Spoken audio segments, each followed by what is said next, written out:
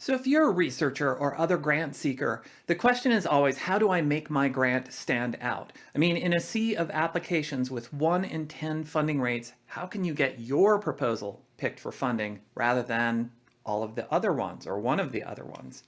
It really is hard to stand out these days with funding rates where they are. And conventional wisdom won't cut it. It's not enough these days to just follow conventional wisdom to get your proposal to stand out. Conventional wisdom may get you in the door to be taken seriously, but by definition, it does not get you to the top of the stack because conventional wisdom is what everybody else is following. And that's why I say by definition, it won't help you, because if you're doing the same thing as everybody else does, how do you stand out? Well, you don't.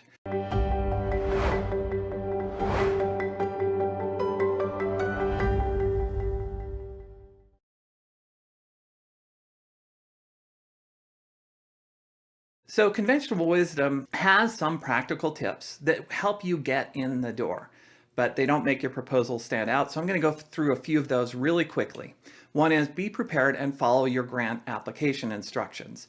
Set realistic goals, highlight your strengths instead of your needs, show cost-effective design, examine effective grant proposals, and keep track of the follow-up process. Like there's often follow-up paperwork you have to do in getting a grant proposal funded. So those are some things. Oh yeah, align with the funder's focus area. So those are sort of things that if you go out on the interwebs, you might find these kinds of conventional wisdom advice, or if you talk to colleagues. And they're good. They get your foot in the door, but they don't make you stand out.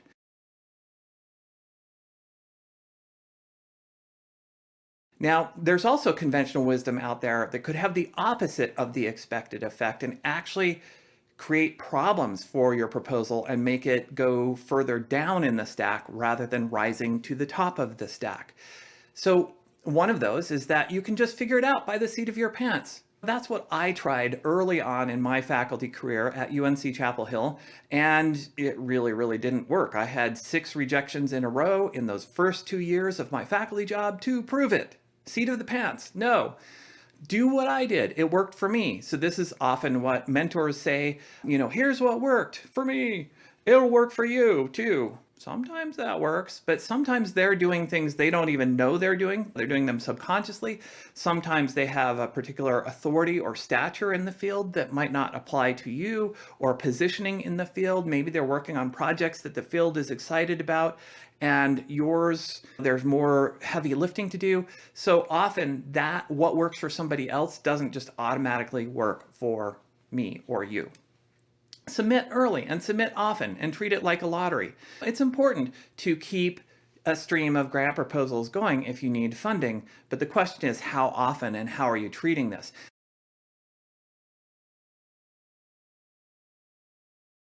Many people end up treating it like a lottery. Like, okay, if I buy more lottery tickets, I'll be more likely to win. But the thing is, with the lottery, the odds are even across the board for everybody buying a ticket, or at least they're supposed to be, right? And with grant proposals, that's not the case. The odds actually are proportional to the quality of what you submit. And so this really changes the game and makes it quite different, because you actually need to achieve higher quality in order to play the lottery better. And that means taking the time to create that quality, not just submitting random things all of the time.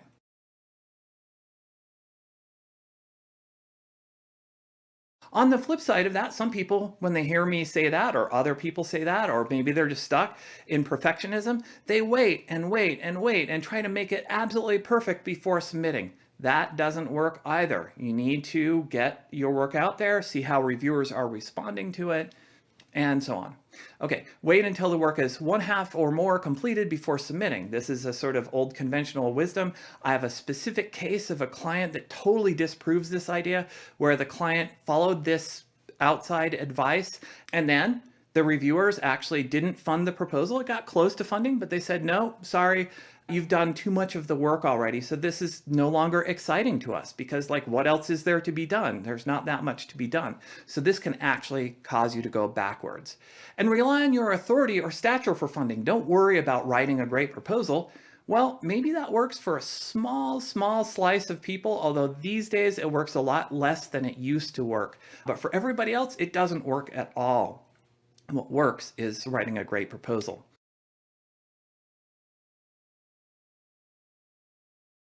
So let's look at how you make your grant stand out in a way that goes beyond and above this sort of conventional wisdom stuff. And to do that, you have to understand one thing about your proposal. You need to create enthusiasm in your reviewer to support you for funding. Enthusiasm, it's an emotion. It's not a factual thing, it's actual enthusiasm that you have to create. You have to link to an emotion.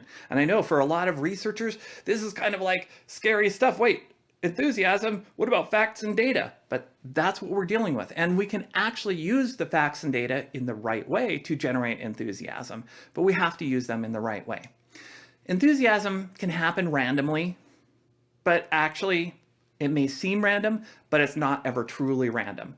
There is a predictability in what will get reviewers to be enthusiastic about a proposal. And creating enthusiasm is never about hitting reviewers over the head with facts or how good your research is. Just believe me, it's great. I'm doing a really good job here, and trying to prove yourself. No, that doesn't create enthusiasm. I'm sorry, just doesn't. Enthusiasm happens predictably by connecting with the reviewer and funder's already existing desire for progress in the field and for science in general. I'll say the connecting with the reviewer and funder's already existing desire again, because it is key to everything here. So how do you do that? That sounds like mysterious and weird and hard. Well, it is hard, but there's a system for that.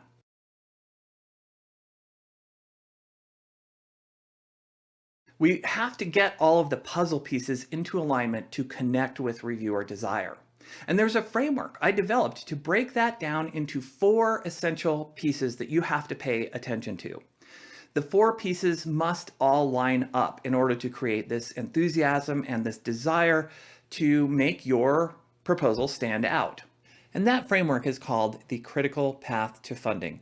It has these 4 essential elements of the magic power, the community, the project, and the message, all which need to be in alignment to bring you funding, to bring your proposal to the top of that stack to stand out for funding. So let's go into what those components are specifically. The magic powers consist of what you've proven yourself and your team to be very good at, what you've demonstrated yourself to be very motivated to do. Now notice there are 2 things. It's not just what you're very good at, but it's also, again, this other component is really important, that you're motivated, that you're excited, that you're enthusiastic, that you're seen as likely to continue along this line of research even if you run into challenges. And challenges in research are almost inevitable, right? And so if you come across as, yeah, I'm really good at this, but it's not that exciting really, I can do it. I can definitely do it, but I'm not really excited. Then the reviewer is going to think, well, you're not going to pursue this when you hit that challenge. You're going to bounce off and go in some different direction, right? So you need to be both motivated and have that experience and having proven yourself. Really important. And it's important for your own sake that when you get funding in the door, you're actually excited about doing it. Because if you're not excited and you get the funding in the door, you actually get the grant funded, then you're going to really drag your feet and not be a very good leader of your team in getting the work done. And then when it comes time to renew, things aren't going to look so good to reviewers in terms of your track record, right? So you've got to be motivated. Otherwise, that's an essential component that so many people skip. So showing a strong magic power in the area of work you're proposing to do will help your grant stand out in that stack, rise to the top. If your magic powers is or are out of alignment with the project being proposed, your reviewer, they'll notice it. They'll say, yeah, this may be a cool project, but I don't know that these are the right people to do it. It will really dampen enthusiasm. Next, we have your community, which is both reviewers and funders. Your community is really defined as all of the stakeholders and decision makers in your proposal funding decision. For our purposes, it's not that broader community that your work might impact. So say if you were doing some cancer research, You might think of your community as all of the people who may be impacted by that. No, that's not the community we are talking about, just the reviewers and funders right now. So you must understand what your community wants and what their intent is for giving out funding, for supporting this particular area of research. What do they really want out of this? What kind of progress do they want to see happen? And it's so important to know that. As well, you have to align all of the other pieces of the critical path with what your community wants in order to generate that enthusiasm. And you need to do this without losing sight of your magic power or going in a direction you're not enthused about going in. And again, this is a big mistake many people make, is to say, well, they want this kind of research and I want to go in this direction, so I guess I'll just go over here and do exactly what they want, and lose sight of what you are enthused about doing. And that's a formula that I have seen repeatedly fail.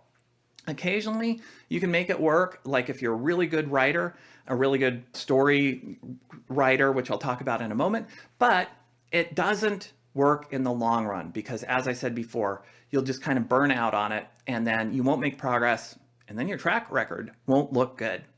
So this is one of the greatest conceptual challenges of writing a successful proposal, is bringing together the work that you want to do, which may be over here, with the work the community wants to see, which may be over here. Difficult. So next up, let's talk about your project, its impact, and its clarity. The project is what you are proposing to do. What you are proposing to do.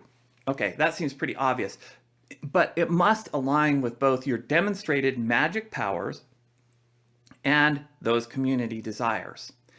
The core desires of nearly all reviewers and funders for a fundable project include clearly laid out and logically organized research, reasonable chance of accomplishing the intended result or something even better, not over-ambitious or under-ambitious. Some of these are kind of obvious, but we're going to get to the non-obvious part in just a second.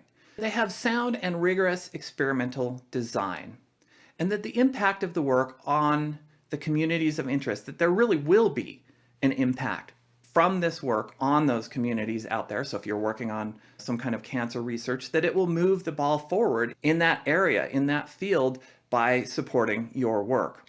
And it is this last point that is the most difficult for most grant proposers. The other ones, they're also can be challenging at times, but this one is really challenging because it has to be custom tailored to that community and what they are specifically trying to accomplish. So you have to understand what they want specifically and align your project to meet their intentions and desires. So in other words, that means alignment between the project and the community. And this is the really challenging thing to do, because when you try to align to their desires what your project is, again, you can misalign to your magic power. And so it's keeping those components all in alignment and also then doing the next part and doing it well that really makes this game challenging. So your message, this is the final piece of the 4. This is your grant story. There is not a one-to-one mapping between the project you want to do and the story that you must tell in your proposal about what it is that you want to do. Many people make the mistake of trying to make this a sort of a one-on-one thing, like here's exactly what I'm doing step by step, and give them tons of facts and tons of data, and we're going to use this reagent and we're going to use this technique, and in detail, in excessive detail. Yes, they need to know some of those facts, but a lot of people give them fact overload by trying to make this sort of just a one-to-one mapping. However, there is neither room on the page to do this, nor is there cognitive room for this in your reviewers' heads. Fact overload is one of the things that kills desire so quickly. So to make this work cognitively with your reviewer, to create that desire and not kill the desire, you must condense this into an engaging, easy to follow story about your work. So you must align the elements of the message, the story, with your magic powers, with your community, and with your project. That's what all those arrows were on the critical path diagram. This is the truly challenging part of any grant proposal. Doing this well is what makes your grant proposal stand out from your competition, because very few people get all of these pieces aligned well in their story. So if you do that well, you're going to stand out. That brings you to the top of that stack. So how do you do this? Well, one way is we created the grant story funnel as a tool to help do this. It defines the key elements of the story and how they all fit together, and which elements create desire and which elements create trust for your reviewer, both of which are important. So I'll cover that in a separate video to not make this one too long. So the take-home message of all of this is getting all those pieces of the critical path to line up is what will make your research grant stand out from the crowd. And if you want help with making your proposal stand out more so that you can reduce the time wasting and embarrassing rejections, visit us over at grantfoundry.com. We're ready and able to help you make your grant stand out. And also, if you want to see more videos from us, be sure to like and subscribe to the SciFoundry channel. We'll be producing a lot more videos about how you can make your research career and your grants work better, stand out, be more fulfilling, and have more fun. This is Dr. Morgan Giddings signing off.